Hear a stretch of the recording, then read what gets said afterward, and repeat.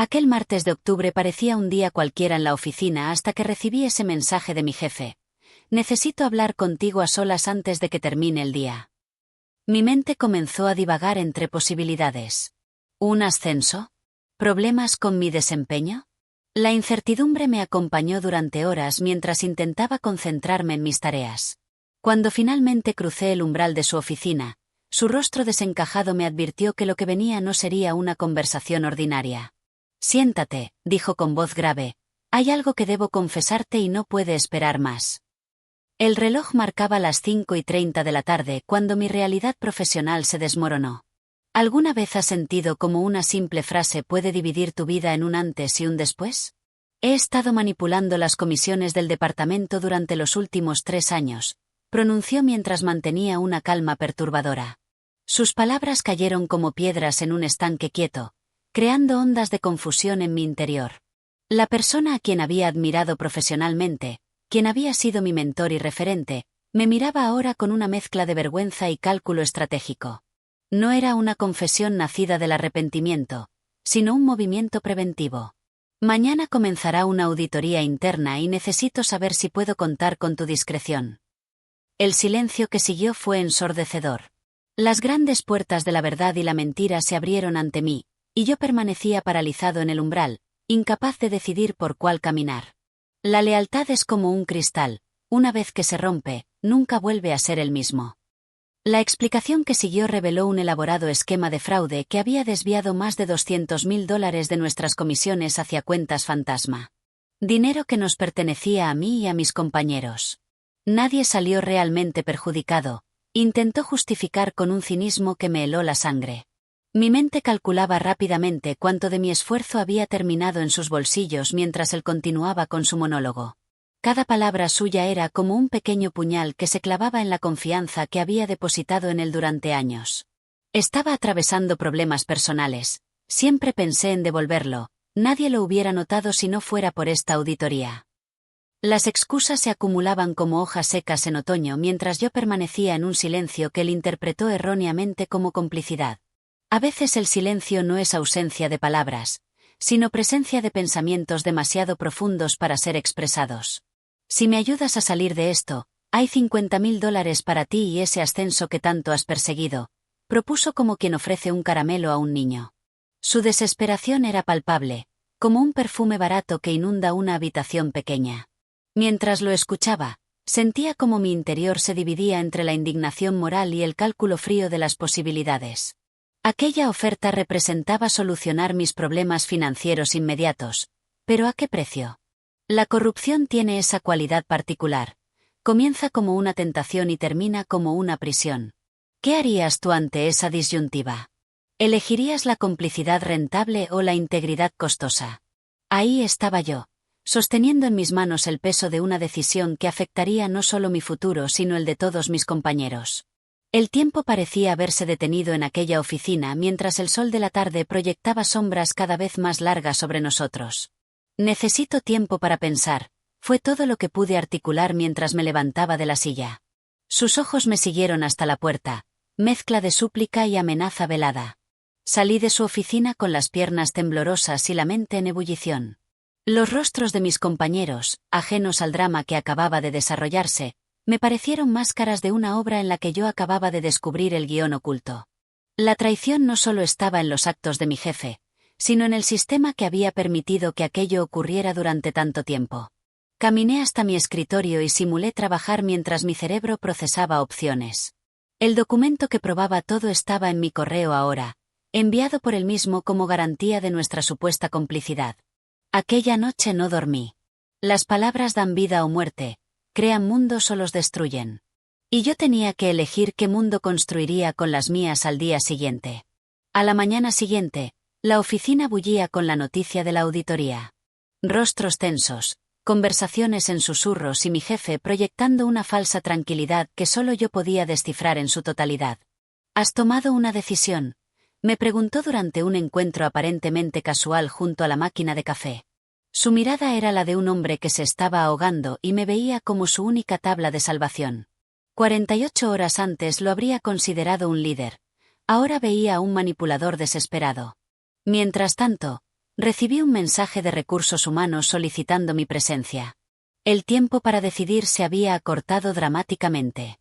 Cada elección importante en nuestra vida parece presentarse cuando menos preparados estamos para afrontarla.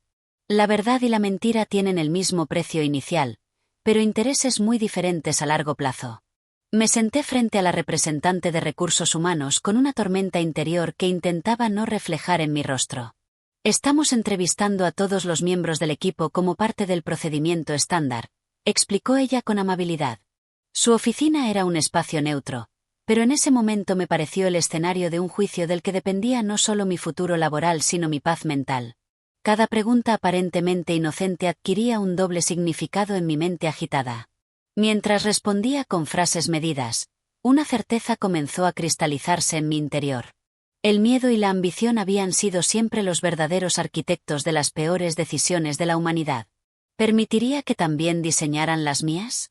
Cuando la entrevista estaba por concluir, una frase se formó en mi mente con la claridad de un amanecer después de una noche tormentosa. Lo que hacemos por miedo y lo que hacemos por convicción puede parecer idéntico a los ojos de los demás, pero nunca a los propios. Al abandonar la oficina de Recursos Humanos, el teléfono vibró en mi bolsillo. Era él nuevamente. Te espero en el estacionamiento a las 6. Nadie debe vernos juntos ahora. Caminé por el pasillo sintiendo las miradas de mis compañeros como alfileres en mi espalda. ¿Acaso percibían la tormenta que se gestaba dentro de mí? En el baño, me enfrenté al espejo buscando respuestas en mi propio reflejo. Aquel rostro me devolvió la mirada de un extraño, un cómplice involuntario de algo que detestaba. Me salpiqué agua fría intentando aclarar mis pensamientos. La traición tiene muchas caras y aquella tarde yo estaba conociendo todas sus expresiones. Mientras secaba mi rostro, tomé una decisión que marcaría mi destino. Confrontaría a mi jefe por última vez, pero bajo mis términos. El estacionamiento subterráneo parecía un escenario perfecto para lo que estaba por ocurrir. Frío, impersonal y con sombras suficientes para ocultar verdades incómodas. Lo encontré fumando nerviosamente junto a su auto alemán, aquel símbolo de estatus que tanto había envidiado en el pasado. Ahora solo veía el fruto de un engaño sistemático. He estado pensando en tu oferta. Comencé con una calma que no sabía que poseía. Sus ojos se iluminaron con esperanza, la misma que él había robado a tantos. Quiero ver todos los documentos, entender cómo funcionaba exactamente el esquema. No era curiosidad lo que me movía, sino la necesidad de evidencia concreta. Mi jefe sonrió, creyendo que me había comprado, sin sospechar que estaba cavando su propia tumba con cada palabra que pronunciaba. Todo comenzó como algo pequeño, explicó mientras desplegaba documentos en el capó de su auto. Ajustes mínimos en los porcentajes, nada que alguien pudiera notar. La frialdad con que describía su metodología me produjo escalofríos. Cada fraude había sido meticulosamente planificado, aprovechando brechas en el sistema de comisiones que él mismo había ayudado a diseñar. La perfecta trampa. El zorro cuidando el gallinero. Los primeros meses fueron solo para probar, continuó. Cuando vi que nadie lo detectaba, amplié la operación. Mientras hablaba, grababa discretamente nuestra conversación con el teléfono en mi bolsillo. La justicia a veces requiere métodos cuestionables, y en aquel momento, la línea entre lo correcto e incorrecto se había vuelto tan delgada como el papel de los documentos que sostenía. ¿Por qué me elegiste a mí para confesarlo?, pregunté sintiendo cómo la duda carcomía mi interior. Su respuesta fue tan calculada como todo lo demás. Siempre has sido leal al equipo. Además, revisé tu situación financiera. Sé que necesitas el dinero para la operación de tu madre. Un escalofrío recorrió mi espalda. Había investigado mi vida privada, identificando mi vulnerabilidad más profunda para manipularla a su favor. La indignación creció en mi pecho como una llama alimentada por gasolina. Todos tenemos nuestros motivos, añadió con una sonrisa que pretendía ser cómplice pero que solo reflejaba la oscuridad de su alma. En ese momento comprendí que la corrupción no solo roba dinero, sino también dignidad. ¿Hasta dónde puede llegar un hombre para justificar lo injustificable? Necesito tiempo, repetí, recogiendo copias de algunos documentos con el pretexto de estudiarlos mejor. Mañana te daré mi respuesta definitiva. Su rostro reflejó impaciencia, pero asintió sabiendo que no podía presionarme más sin arriesgarse a perderme. Mientras nos despedíamos, Sentí el peso de aquellos papeles en mi maletín como si fueran plomo.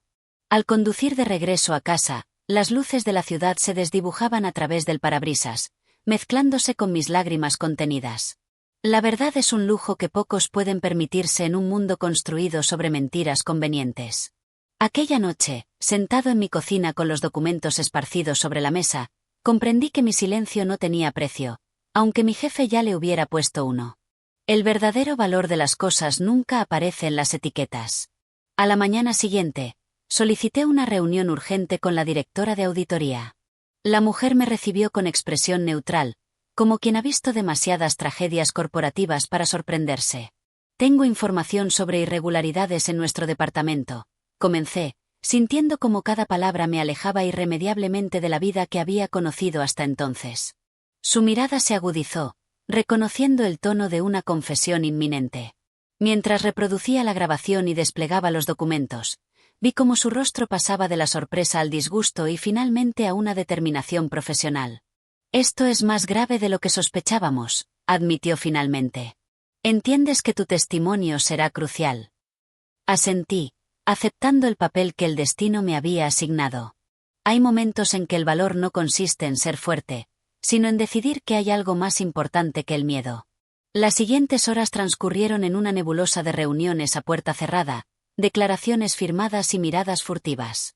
La noticia se filtró gradualmente, creando ondas de conmoción por toda la empresa. Mi jefe fue escoltado fuera del edificio por seguridad, su rostro una máscara de furia contenida cuando nuestras miradas se cruzaron por última vez. En sus ojos leí la promesa de una venganza que quizás nunca llegaría. Esa tarde, exhausto emocional y físicamente, me refugié en la sala de descanso. Un compañero de otro departamento se sentó frente a mí. Hiciste lo correcto, dijo simplemente, ofreciéndome un café. Su gesto, tan pequeño en comparación con la magnitud de lo ocurrido, fue el primer atisbo de humanidad en aquel día interminable. A veces, el valor no recibe aplausos ni reconocimientos, solo la tranquila certeza de haber permanecido fiel a uno mismo cuando todas las circunstancias conspiraban para lo contrario. 3 días después del escándalo, mientras la empresa intentaba recuperar su normalidad aparente, recibí una llamada de un número desconocido. Necesito hablar contigo. Es sobre Marcelo, dijo una voz femenina que tardé en reconocer.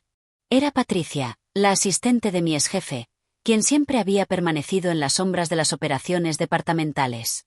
Acordamos encontrarnos en una cafetería alejada de la oficina. Cuando llegué, la encontré en un rincón apartado, su habitual eficiencia reemplazada por una ansiedad palpable. No eras el único al que acudió, comenzó tras asegurarse que nadie nos escuchaba. Yo le ayudé a configurar las cuentas fantasma hace 3 años, cuando amenazó con despedirme en medio de mi divorcio. Sus ojos enrojecidos revelaban noches de insomnio. Algunas cadenas son invisibles hasta que intentas liberarte de ellas. ¿Por qué me cuentas esto ahora?, pregunté, sintiendo como la desconfianza había echado raíces profundas en mi interior. Patricia extrajo una memoria USB de su bolso. Porque él tenía un plan B que aún no conoces. Si caía, no pensaba hacerlo solo. Sus palabras cayeron como piedras en un estanque, creando ondas de inquietud que perturbaron mi recién encontrada paz. La memoria contenía correos, documentos manipulados y, lo más alarmante, conversaciones fabricadas que me implicaban directamente en el fraude desde sus inicios.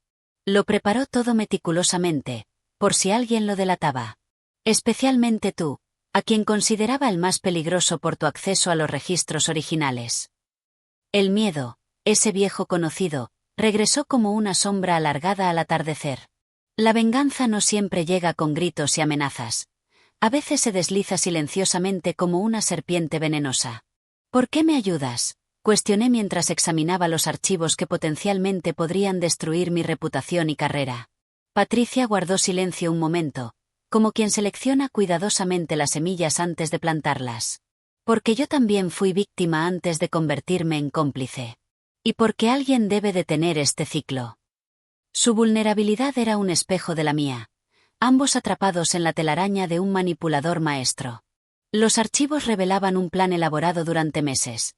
Si él caía, se aseguraría de que yo pareciera el autor intelectual de todo. Mi aparente heroísmo al denunciarlo se transformaría en una estrategia calculada para eludir responsabilidades. Hay más personas involucradas, añadió Patricia. Algunos por codicia, otros por miedo, como yo. En ese momento comprendí que no estaba ante el final de una historia, sino en medio de un laberinto cuya salida aún debía encontrar. Necesito nombres, dije con una firmeza que no sabía que poseía. Patricia sacó una lista escrita a mano. Son personas de distintos departamentos. Creaban una red de protección a su alrededor. Reconocí algunos nombres, incluido el de un directivo que siempre me había tratado con inexplicable hostilidad. El rompecabezas comenzaba a tomar forma, revelando un patrón de corrupción institucionalizada que trascendía a mi exjefe. La auditoría apenas ha rascado la superficie, murmuró Patricia. Si siguen cavando, la mitad de la planta ejecutiva podría caer. Sus palabras planteaban un dilema ético aún mayor. ¿Hasta dónde estaba dispuesto a llegar? La verdad completa podría destruir no solo carreras sino vidas enteras, incluyendo la mía. A veces, quien enciende la antorcha de la verdad debe estar preparado para quemarse con ella. ¿Qué sugieres que hagamos?, pregunté, notando cómo había pasado del yo al nosotros en cuestión de minutos. La alianza con Patricia era frágil, nacida de la desesperación compartida más que de la confianza. Primero, asegurar nuestra posición, respondió con la pragmática frialdad de quien ha navegado aguas turbulentas por demasiado tiempo. Debemos presentar estos documentos a la auditoría, pero estratégicamente, revelando solo lo necesario para protegernos. Su planteamiento despertó en mí una incomodidad ética. ¿No estaríamos reproduciendo el mismo comportamiento selectivo que pretendíamos denunciar? La justicia absoluta es un lujo que no podemos permitirnos, añadió, interpretando mi silencio. Al menos no sin destruirnos en el proceso. El mundo se divide entre quienes hacen las reglas y quienes deben aprender a navegar entre ellas sin ahogarse. Nosotros éramos definitivamente estos últimos. Esa noche, revisando meticulosamente cada archivo, descubrí algo que Patricia había pasado por alto. Un patrón en las transferencias que apuntaba a cuentas en el extranjero vinculadas a un nombre que me resultaba dolorosamente familiar. Elena Morales, la directora financiera, amiga cercana de mi familia y quien había recomendado mi contratación años atrás. La traición adquiría así una nueva dimensión, personal e íntima. ¿Cuántas conversaciones habíamos compartido en cenas familiares mientras ella participaba en el esquema que desviaba parte de mi propio salario? La desconfianza es como un veneno que una vez ingerido contamina hasta los recuerdos más puros. Con manos temblorosas, imprimí aquellos documentos específicos y los guardé separados del resto. Algunas verdades requieren un tratamiento especial, como heridas que necesitan ser limpiadas en privado antes de exponerlas al mundo. El descubrimiento me robó el sueño aquella noche, pero me regaló una claridad que ninguna pastilla para dormir hubiera podido ofrecer. A la mañana siguiente, solicité una reunión privada con Elena. Su secretaria, sorprendida por mi insistencia, finalmente me concedió 15 minutos al final de la jornada. Las horas hasta ese momento fueron un ejercicio de autocontrol, manteniendo una fachada de normalidad mientras por dentro la tormenta arreciaba. Cuando finalmente entré en su elegante oficina, Elena me recibió con su habitual calidez. «Qué gusto verte. Justamente pensaba llamarte para felicitarte por tu integridad en todo este asunto». Su sonrisa, que siempre había considerado sincera, ahora me parecía una mueca ensayada. Sin palabras, coloqué los documentos sobre su escritorio. Observé cómo su expresión se transformaba al reconocer su propio nombre codificado en las transferencias. «Podemos hablar como familia o como empleado y directora», dije finalmente. «Tú eliges». Hay silencios que contienen más verdad que 1000 confesiones, y el suyo lo dijo todo. «No es lo que parece», comenzó con voz temblorosa, la máscara de seguridad completamente caída. Al principio solo fue un favor para cubrir un error contable. Luego se convirtió en algo sistemático. Sus justificaciones sonaban huecas en aquella oficina que ahora percibía como el escenario de una elaborada obra de teatro donde todos interpretábamos papeles sin conocer el guión completo. «Elena, ha sido como una segunda madre para mí», respondí sintiendo como cada palabra quemaba mi garganta. «¿Cuántas veces cenaste en nuestra mesa mientras sabías que estabas participando en algo que me perjudicaba directamente?» No era una pregunta que esperara respuesta, sino un espejo en el que quería que se viera. La culpa es un espejo que muchos prefieren romper antes que mirarse en él. Sus lágrimas parecían auténticas, pero ya no podía distinguir la verdad de la actuación. El poder no solo corrompe, también transforma nuestra percepción de lo que es justificable. Elena y yo acordamos reunirnos fuera de la oficina al día siguiente. El restaurante que eligió, un pequeño italiano en las afueras de la ciudad, parecía apropiadamente neutral para la conversación que nos esperaba. Llegué primero, seleccionando una mesa en el rincón más apartado. La vi entrar 15 minutos después, su habitual elegancia ahora marchitada por la preocupación. He preparado mi carta de renuncia, anunció sin preámbulos mientras se sentaba. Sus palabras me golpearon con una mezcla de sorpresa y alivio. No es solo por lo que descubriste, continuó. Esta situación ha sido mi prisión durante años. Sus manos, siempre firmes en reuniones corporativas, temblaban al servirse agua. La culpa puede ser el más pesado de los lastres o el primer paso hacia la redención. ¿Existe realmente el punto de no retorno para quienes deciden cambiar? No entiendo cómo llegaste a este punto, dije tras un largo silencio. Elena miró hacia la ventana, como buscando respuestas en el paisaje urbano. Comenzó hace 5 años, con una crisis financiera personal que coincidió con la propuesta de Marcelo. Un pequeño ajuste contable, nada significativo, me dijo. Su relato era el de 1000 caídas morales, gradual, justificado, casi imperceptible hasta que la corrupción se vuelve rutina. Cuando quise detenerlo, él ya tenía suficiente para destruirme. La vergüenza en sus ojos parecía genuina, pero ya no confiaba en mi capacidad para distinguir la verdad. Cada domingo, cenando en casa de tus padres, pensaba en confesártelo todo. Lanzó una risa amarga. Qué ironía que finalmente fuera al revés. Los lazos que creemos más fuertes son a veces los primeros en deshilacharse bajo la presión de nuestros secretos mejor guardados. ¿Quién más está involucrado a ese nivel?, pregunté, consciente de que cada respuesta me adentraba más en un territorio peligroso. Elena extrajo un sobre de su bolso. Estos son todos los nombres, con fechas, montos y métodos. Incluí mi declaración firmada asumiendo mi parte. El documento que deslizó sobre la mesa representaba más que información. Era su sacrificio personal, su intento de redención. Hay 3 directores y 7 gerentes de área, incluidos 2 que aún no están en el radar de la auditoría. La magnitud de la conspiración me dejó sin aliento. No era una manzana podrida en el cesto, era un huerto entero contaminado desde la raíz. ¿Por qué me entregas esto a mí y no directamente a la auditoría?, cuestioné. Su respuesta fue simple: porque confío en tu juicio más que en el mío. Ya demostré lo fácil que es que me corrompa. El sobre pesaba en mi maletín durante el regreso a casa, cada nombre dentro de él una bomba potencial que podría sacudir los cimientos de la empresa. Esa noche, Patricia me llamó para confirmar nuestra reunión con los auditores programada para el día siguiente.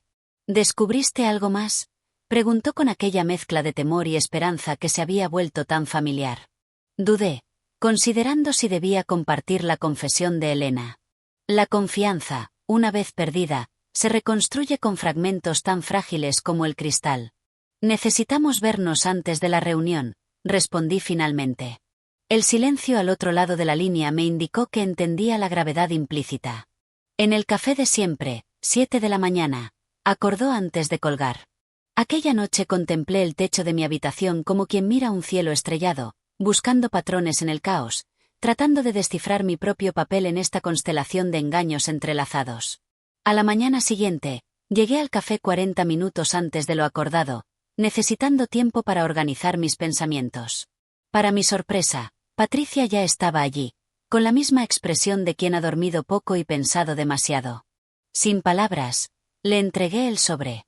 Observé cómo su rostro pasaba de la curiosidad a la incredulidad y finalmente al reconocimiento mientras leía los nombres. Esto lo cambia todo, murmuró, deteniéndose especialmente en uno de ellos. Roberto Vega es quien firma las aprobaciones finales para la auditoría. La revelación cayó entre nosotros como una piedra en aguas profundas. El sistema diseñado para detectar el fraude estaba potencialmente comprometido por quienes debían garantizar su integridad. Necesitamos un plan B, dijo Patricia, cerrando el sobre. Alguien externo, alguien incorruptible. La miré, entendiendo la magnitud de lo que sugería. Elevar el caso más allá de los límites de la empresa. Las grandes decisiones rara vez se anuncian como tales. Llegan disfrazadas de pequeñas encrucijadas. Conozco a alguien, dije tras considerarlo unos minutos. Claudia Mendoza, fiscal anticorrupción. Fue compañera de mi hermana en la universidad. Patricia asintió lentamente, evaluando las implicaciones. Una intervención externa significaría perder el control sobre la información, advirtió. Todos quedaríamos expuestos, incluidos nosotros. Su preocupación era legítima. La justicia no distingue siempre entre grados de complicidad. Es un riesgo que debemos asumir, respondí con una convicción que sorprendió a ambos. No podemos ser selectivos con la verdad si queremos conservar nuestra integridad. Patricia mantuvo mi mirada un largo momento antes de asentir. Háblale hoy mismo. Si Roberto está involucrado, mañana podría ser demasiado tarde. Mientras pagábamos nuestros cafés apenas tocados, sentí el peso de algo más grande que nosotros, como si fuéramos piezas de un tablero cuyas reglas apenas comenzábamos a comprender. Algunos actos de valor nacen no de la ausencia de miedo, sino de la certeza de que el miedo a vivir con uno mismo después sería aún mayor. La reunión con Claudia se concretó para esa misma tarde en un parque alejado del distrito financiero. Llegué con los nervios a flor de piel, repasando mentalmente toda la evidencia que llevaba conmigo. La fiscal me recibió con una formalidad profesional que contrastaba con los recuerdos que tenía de ella en reuniones familiares. Entiendo la gravedad de lo que vienes a compartir, dijo después de escuchar mi resumen inicial. Pero necesito que comprendas las consecuencias. Una vez que entregues esos documentos, el proceso adquirirá vida propia. Sus palabras no pretendían disuadirme, sino asegurarse de mi plena conciencia sobre el camino que estaba eligiendo. Mientras le entregaba las copias de los documentos, sentí una extraña mezcla de liberación y vértigo. Era como soltar un peso que había cargado durante semanas, pero también como lanzarme al vacío sin certeza sobre dónde aterrizaría. La justicia no siempre es rápida ni perfecta, añadió Claudia guardando cuidadosamente los documentos, pero es preferible a su ausencia. Al despedirnos, una leve llovizna comenzaba a caer, como si el cielo mismo quisiera limpiar las calles de secretos demasiado tiempo guardados. 3 semanas después de mi encuentro con Claudia, la tormenta finalmente estalló. Lo que comenzó como una investigación interna se transformó en un caso federal de fraude corporativo que ocupaba las portadas de los periódicos económicos. Mi nombre aparecía como denunciante clave, una etiqueta que me otorgaba tanto admiración como recelo entre mis compañeros. Aquella mañana, mientras cruzaba el lobby hacia los ascensores, sentí las miradas dividiéndose entre el respeto y la sospecha. Necesito hablar contigo, me abordó Sandra del departamento legal, guiándome hacia una sala de reuniones vacía. Su expresión era indescifrable. Han encontrado algo en los servidores de Marcelo, comenzó con cautela profesional. Correos electrónicos tuyos aprobando algunos de los desvíos hace 2 años. La acusación me golpeó como una bofetada inesperada. Eso es imposible, respondí con la certeza de mi inocencia. Su mirada se suavizó ligeramente. Te creo, pero necesitamos entender cómo llegaron allí. Las siguientes horas transcurrieron en una bruma de ansiedad mientras técnicos informáticos recuperaban los supuestos correos que me incriminaban. Los vi proyectados en la pantalla de la sala de reuniones. Perfectas falsificaciones con mi firma digital, fechados estratégicamente en periodos donde yo había estado de vacaciones, imposible de verificar por testigos. La trampa estaba meticulosamente elaborada. Estos fueron creados retroactivamente, afirmó el especialista después de examinar los metadatos. Alguien con acceso administrativo al servidor pudo insertarlos en el historial. El alivio momentáneo dio paso a una nueva preocupación. ¿Quién dentro de la empresa tenía ese nivel de acceso y motivación para incriminarme ahora? La respuesta llegó inesperadamente a mi teléfono. Un mensaje de un número desconocido con solo 4 palabras. Departamento de Sistemas. Terraza. Ahora. Las conspiraciones tienen muchas capas, como las cebollas. Cada una que retira solo revela otra más profunda y frecuentemente más amarga. La terraza del edificio, prohibida para el personal regular, estaba desierta excepto por una figura recostada contra la barandilla. Al acercarme, reconocí a Diego Ortiz, el taciturno director de sistemas que rara vez interactuaba con otros departamentos. Sé quién plantó esos correos, dijo sin preámbulos cuando me uní a él. La ciudad se extendía bajo nosotros, ajena al drama que se desarrollaba en las alturas. Roberto Vega tiene acceso de administrador desde que implementamos el nuevo sistema hace 3 años. Detecté su huella digital en los archivos modificados.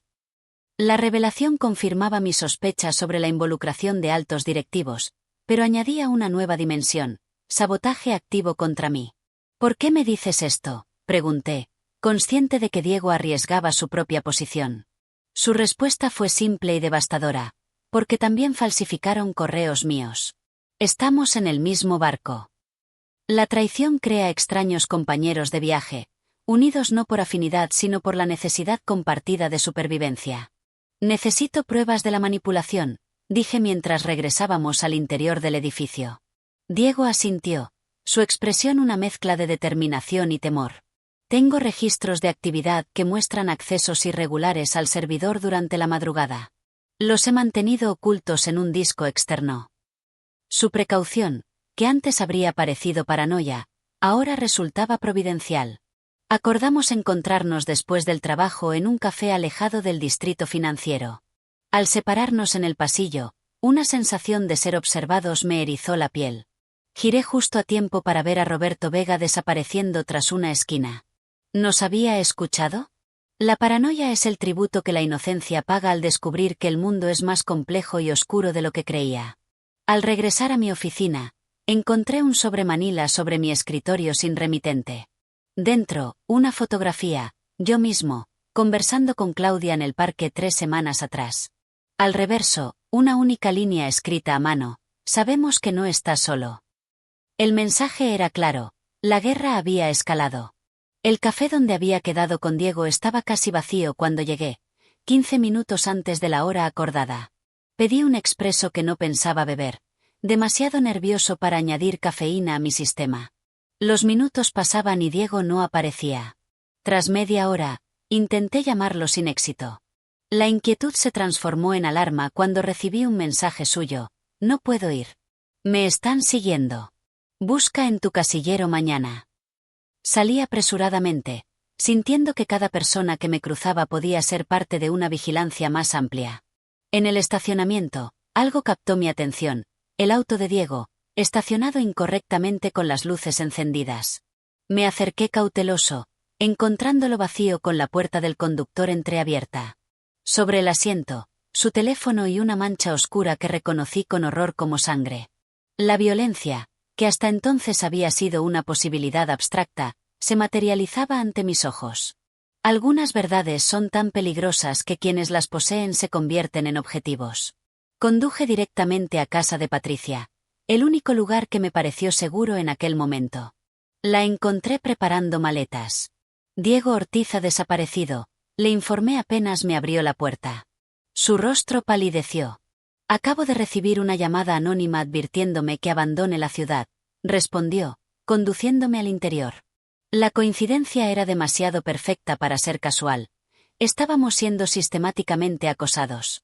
La fiscal Mendoza me contactó hace 1 hora, añadió Patricia. La investigación ha llegado a niveles más altos de lo que imaginábamos.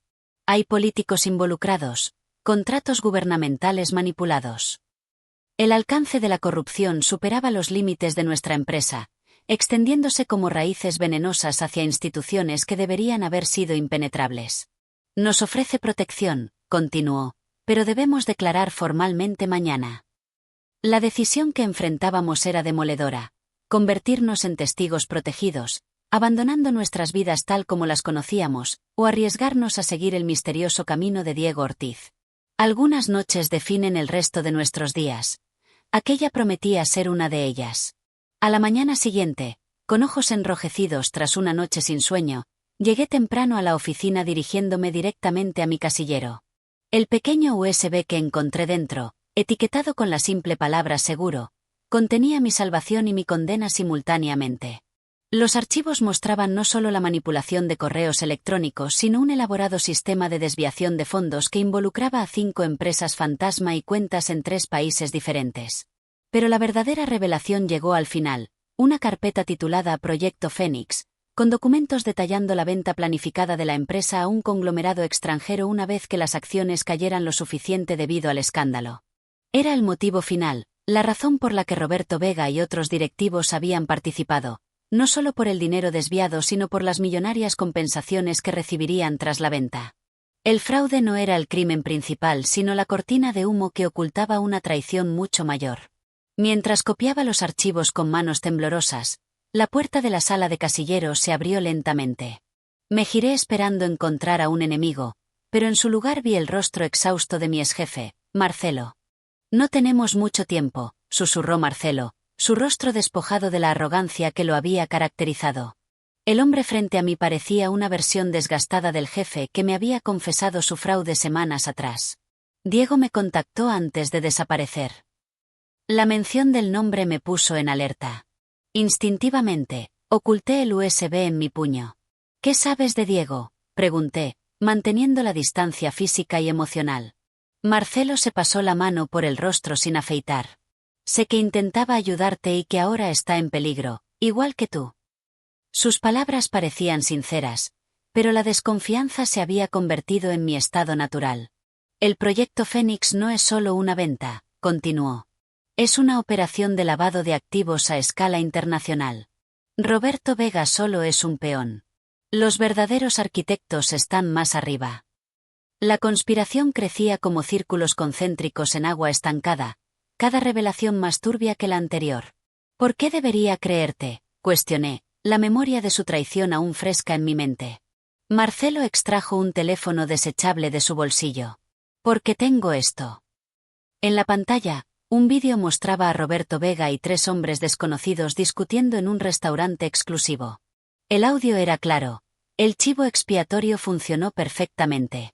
Marcelo asumirá toda la culpa pública mientras liquidamos los activos. La fecha del vídeo. 3 días antes de que mi jefe me confesara el fraude en su oficina.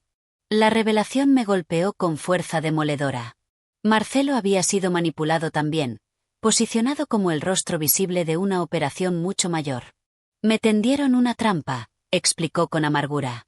Sí, desvié fondos, pero cuando descubrí el verdadero alcance e intenté salirme, me convirtieron en su títere perfecto. Algunas verdades llegan demasiado tarde para cambiar el pasado, pero justo a tiempo para reescribir el futuro. Diego descubrió algo más, continuó Marcelo mientras nos desplazábamos hacia la salida de emergencia. Hay un documento maestro, el libro rojo, lo llamaban en sus comunicaciones encriptadas. Contiene todas las conexiones, nombres reales, cuentas.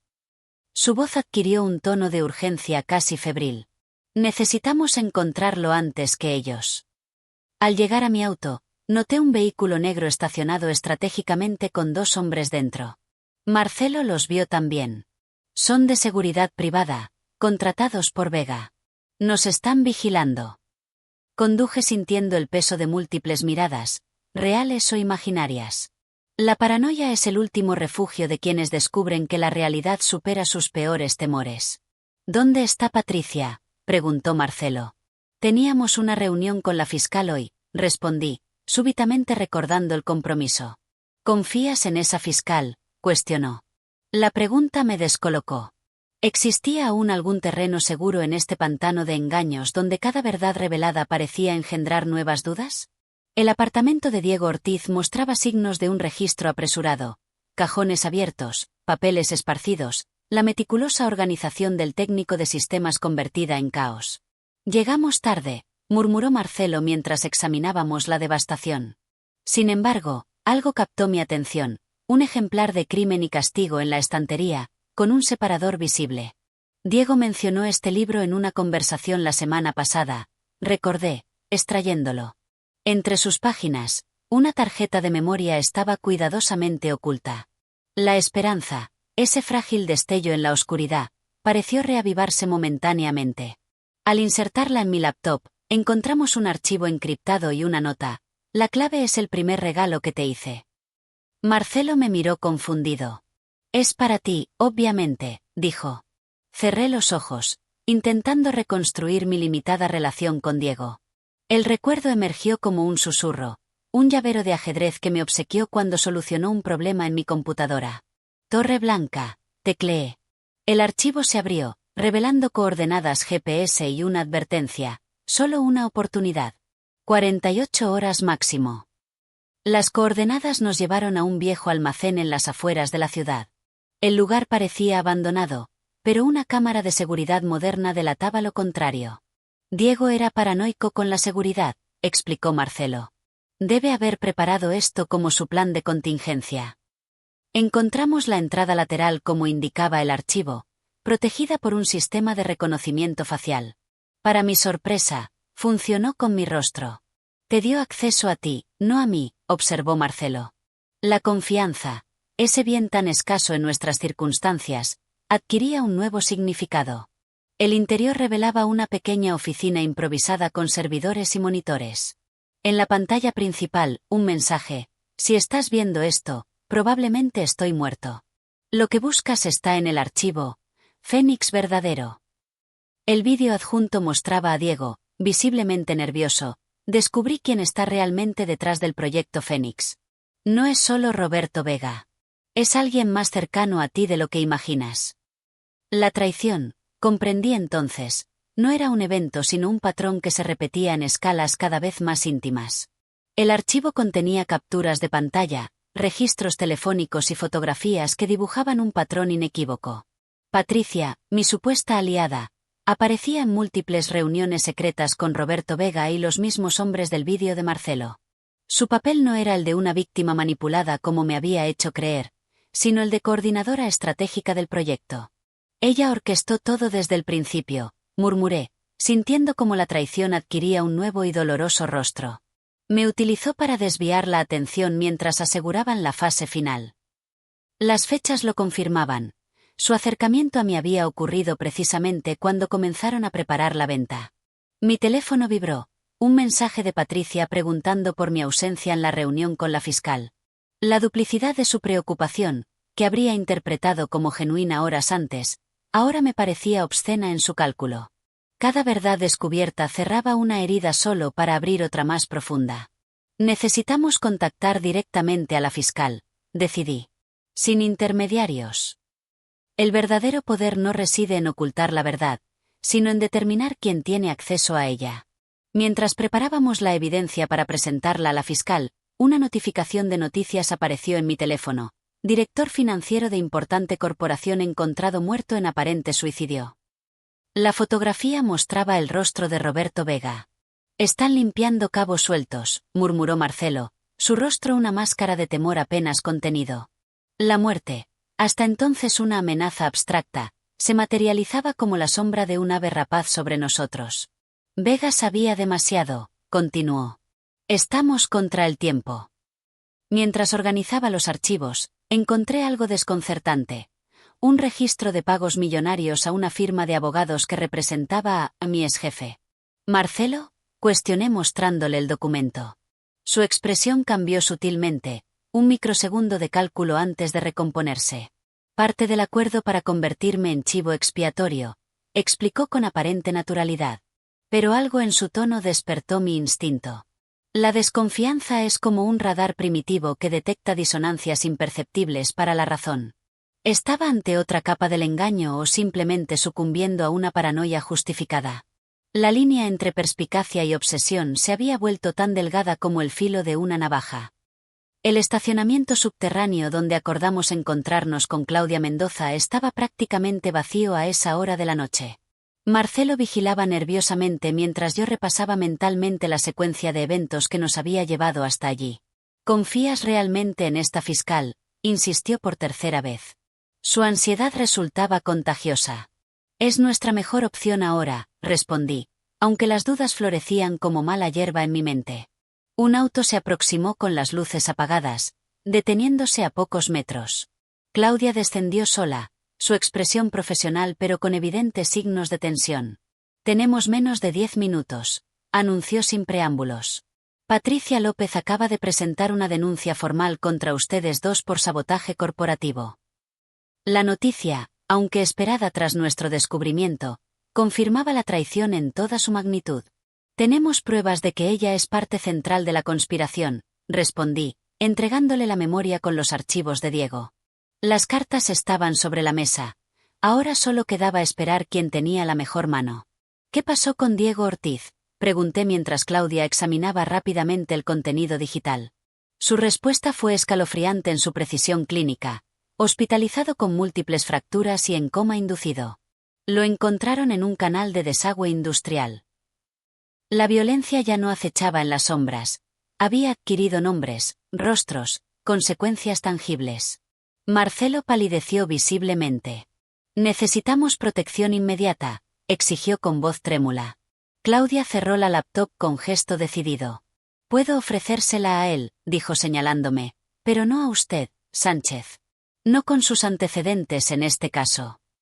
La tensión entre ambos era palpable, cargada de algo más que simple antagonismo profesional.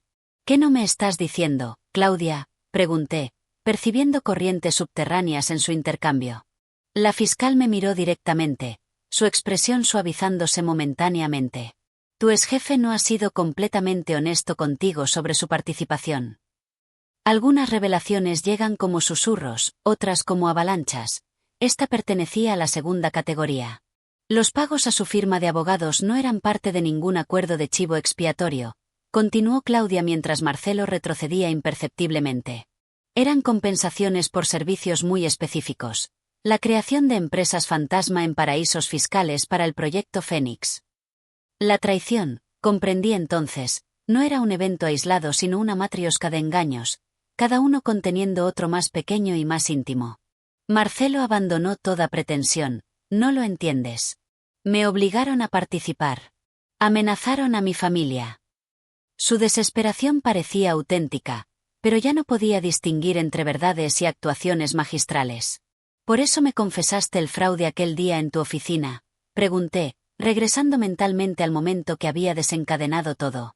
Era otro movimiento calculado. Su respuesta fue una risa amarga, desprovista de humor. «Te elegí porque eras el único lo suficientemente íntegro para hacer lo correcto, incluso contra sus propios intereses». La ironía resultaba casi insoportable. Mi supuesta integridad había sido el instrumento perfecto para avanzar en un juego cuyas reglas desconocía. «Necesito que ambos vengan conmigo ahora», interrumpió Claudia. Su tono no admitía réplica. «La situación se ha complicado». En ese momento, las luces del estacionamiento parpadearon brevemente. Un destello metálico captó mi atención desde el nivel superior. «¡Al suelo!», gritó Claudia mientras extraía su arma. El estruendo del disparo reverberó en el espacio cerrado, seguido por el sonido de cristales rotos. Marcelo se desplomó junto a mí, sangre manando de su hombro. La violencia, que hasta entonces había rondado los márgenes de nuestra historia, ahora ocupaba el centro del escenario. «¡Al auto, ahora!», ordenó Claudia mientras efectuaba disparos de cobertura hacia la figura que se desvanecía entre las sombras. Durante el caótico trayecto hacia la salida, con Marcelo gimiendo de dolor en el asiento trasero, una certeza cristalizó en mi mente. Ya no existía vuelta atrás hacia la vida que había conocido. Los puentes que conectaban con mi pasado ardían furiosamente tras de mí, iluminando un camino hacia lo desconocido. El piso franco donde Claudia nos condujo era un apartamento austero en un barrio anónimo. «Estarán seguros aquí temporalmente», explicó mientras un médico de confianza atendía la herida de Marcelo. El disparo fue un mensaje, no un intento serio de eliminación. Querían asustarnos. Observé a mi exjefe, ahora sedado, su vulnerabilidad física un extraño contrapunto a la complejidad moral que representaba. La ambigüedad de mis sentimientos hacia él me desconcertaba, desprecio por su participación en el fraude, compasión por su evidente miedo, gratitud reluctante por haberme conducido hacia la verdad, aunque fuera por motivos cuestionables. «¿Quién está realmente detrás de todo esto, Claudia?», pregunté finalmente. Su respuesta fue pausada, medida. «Un consorcio internacional que busca adquirir empresas estratégicas a precios de crisis. Tu compañía es solo una pieza en un rompecabezas mayor». La escala de la corrupción resultaba vertiginosa, expandiéndose desde mi departamento hacia dimensiones globales. ¿Cómo había llegado tan lejos algo que comenzó con una simple confesión en una oficina ordinaria? «Patricia López ha desaparecido», informó Claudia la mañana siguiente, tras recibir una llamada. Su apartamento está vacío y sus cuentas fueron vaciadas ayer. La noticia confirmaba nuestras sospechas. El círculo se cerraba, los actores secundarios evacuaban el escenario antes del acto final. El libro rojo, que mencionaba Diego, es nuestra prioridad ahora, continuó. Contiene los nombres de todos los implicados, incluidos políticos y jueces. La mención de corrupción judicial agregaba otra capa de complejidad a nuestra situación. Diego me confió algo más, intervino Marcelo desde el sofá, su rostro pálido pero lúcido. El libro no es un documento físico, sino una clave de acceso a un servidor seguro. Y solo hay una persona que conoce esa clave. Su mirada se cruzó con la mía, transmitiendo un mensaje implícito que no alcancé a descifrar completamente. Elena Morales, pronunció finalmente. Tú, tía, Elena es la única que puede acceder al servidor central. La revelación me dejó sin aliento. Elena, quien se había mostrado arrepentida, quien me había entregado nombres y detalles, aparecía ahora como la poseedora de la llave maestra. Las apariencias se deshacían como máscaras de papel bajo la lluvia. Elena está bajo protección policial desde su confesión, objeté, intentando procesar esta nueva información. Claudia negó lentamente. Está bajo vigilancia, no protección. Hay una diferencia crucial. El significado de sus palabras se hundió lentamente en mi conciencia. Elena no era considerada una testigo cooperante sino una sospechosa controlada. Necesitamos hablar con ella, decidí. Soy la única persona en quien podría confiar ahora. La propuesta generó un debate tenso. Exponerme significaba riesgos incalculables, pero las alternativas escaseaban mientras el tiempo se agotaba. Estableceré un perímetro de seguridad, cedió finalmente Claudia. Pero será tu única oportunidad. Si Elena está jugando al doble agente como sospechamos, podría ser una trampa. El peligro ya no me parecía una consideración relevante. Había cruzado un umbral donde el miedo a morir resultaba menos paralizante que el miedo a vivir sin respuestas. Algunas verdades exigen ser perseguidas hasta sus últimas consecuencias, incluso cuando cada paso nos aleja más de la orilla segura de lo conocido. El encuentro con Elena fue coordinado en un café cercano al hospital donde mi madre permanecía internada. La ubicación no era casual. Si algo salía mal, estaríamos rodeados de testigos. Mientras esperaba, mi teléfono vibró con un mensaje desconocido. Cuidado con las sombras familiares. Lo ignoré, atribuyéndolo a otra amenaza del mismo calibre que las anteriores. Fue entonces cuando una figura inesperada ocupó la silla frente a mí. No era Elena, sino Luciana, mi prima, a quien no veía desde la reunión familiar de Navidad. Su aparición, tan inesperada como desconcertante, me dejó momentáneamente sin palabras. Elena no vendrá, anunció con naturalidad perturbadora. Me pidió que viniera en su lugar. Hay cosas sobre nuestra familia que necesitas saber. ¿Nuestra familia? ¿De qué estás hablando? La confusión dio paso a la impaciencia mientras observaba a Claudia monitoreando discretamente desde una mesa cercana. Luciana extrajo una memoria USB idéntica a la que Diego había ocultado para mí. Elena no es realmente tu tía, como siempre creíste, comenzó con voz controlada. Es mi madre biológica, lo que nos convierte en primos hermanos, no en primos segundos como siempre te dijeron. La revelación, aparentemente trivial ante la magnitud del fraude corporativo, generó un efecto dominó en mi mente. Fragmentos de recuerdos comenzaron a reordenarse, la inexplicable preferencia de Elena hacia mí, las tensiones familiares en reuniones, los susurros que cesaban cuando entraba a una habitación. El proyecto Fénix comenzó como un asunto familiar, no corporativo, continuó Luciana mientras deslizaba la memoria hacia mí. Los Morales han controlado empresas estratégicas durante 3 generaciones mediante una red de testaferros y contadores como Marcelo. Su tono clínico contrastaba con la intimidad de sus revelaciones. Tu padre, mi tío, descubrió parte del esquema hace 15 años y amenazó con exponerlo. Su accidente automovilístico no fue coincidencia. Mi mundo se contrajo hasta convertirse en un túnel estrecho donde solo existía su voz y las implicaciones monstruosas de sus palabras. La muerte que había marcado mi adolescencia, que había moldeado mi personalidad y empujado a mi madre a la depresión crónica, ahora adquiría una dimensión criminal. ¿Por qué me dices esto ahora? La pregunta emergió entrecortada, apenas reconocible como mi propia voz. Luciana sostuvo mi mirada con una mezcla de compasión y determinación que nunca había visto en ella. Porque el círculo está cerrándose nuevamente. Mi madre ha orquestado cada movimiento desde el principio, incluida la contratación de Patricia como vigilante. Tú, siguiendo los pasos de tu padre con su misma integridad irritante, representas una amenaza para todo el sistema. Su franqueza resultaba devastadora. El disparo a Marcelo no fue una advertencia para ustedes, sino un mensaje para Elena: nadie es intocable.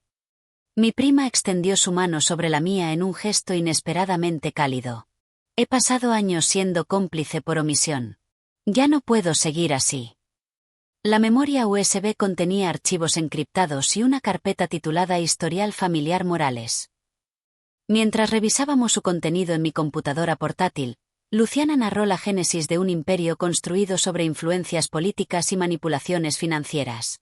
Tu abuelo y el mío, hermanos de sangre pero enemigos en los negocios, establecieron las reglas del juego. Uno aparentaba legitimidad absoluta mientras el otro operaba en las sombras. El equilibrio funcionó durante décadas. Fotografías antiguas mostraban a hombres trajeados en cacerías y reuniones privadas con figuras que reconocí como políticos prominentes de épocas pasadas.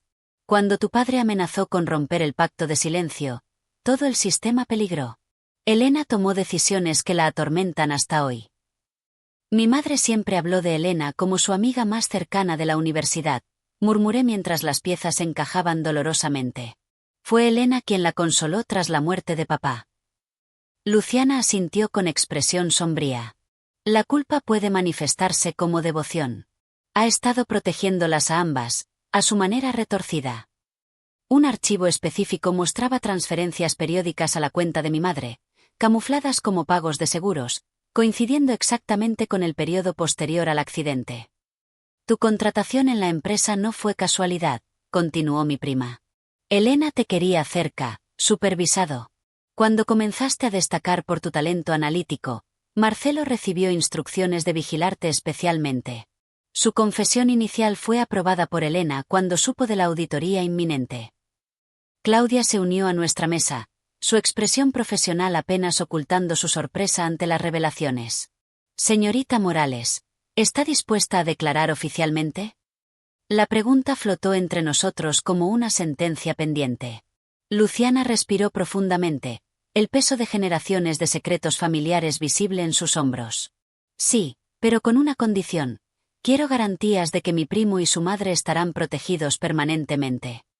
Su mirada se cruzó con la mía, transmitiendo décadas de complicidad no reconocida. Elena sigue siendo mi madre, con todos sus defectos. Pero lo que ha permitido que ocurra contigo y tu familia. Su voz se quebró levemente, revelando fisuras en su aparente fortaleza.